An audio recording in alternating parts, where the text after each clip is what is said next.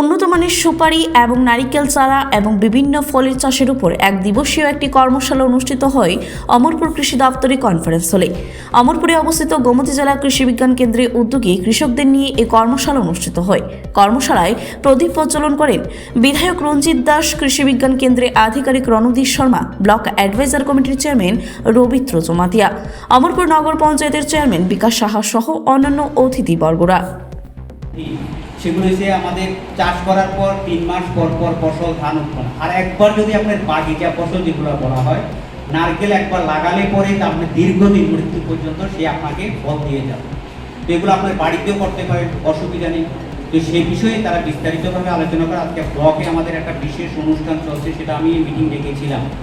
তো সেখানে বিভিন্ন আমাদের পঞ্চায়েতের যারা পঞ্চায়েত সমিতি, জেলা পরিষদ যারা রয়েছেন তারা সেখানে উপস্থিত রয়েছে। তার জন্য আমি আপনাদের কাছ থেকে বিদায় নেব এবং আপনারা তাদের কাছ থেকে সমস্ত বিষয় বুঝে কীভাবে করতে হবে। এখানে আমাদের সৌভাগ্য যেহেতু আমাদের কেবিকে কৃষি বিজ্ঞান কেন্দ্র এখানে আমাদের অমরপুর হওয়াতে আমরা সেই সুবাদে বিভিন্নভাবে আমরা সহযোগিতা পাই, এগ্রিকালচার থেকে আমরা বিভিন্নভাবে সহযোগিতা পাই। রিপোর্ট, খবর জনস্বার্থে।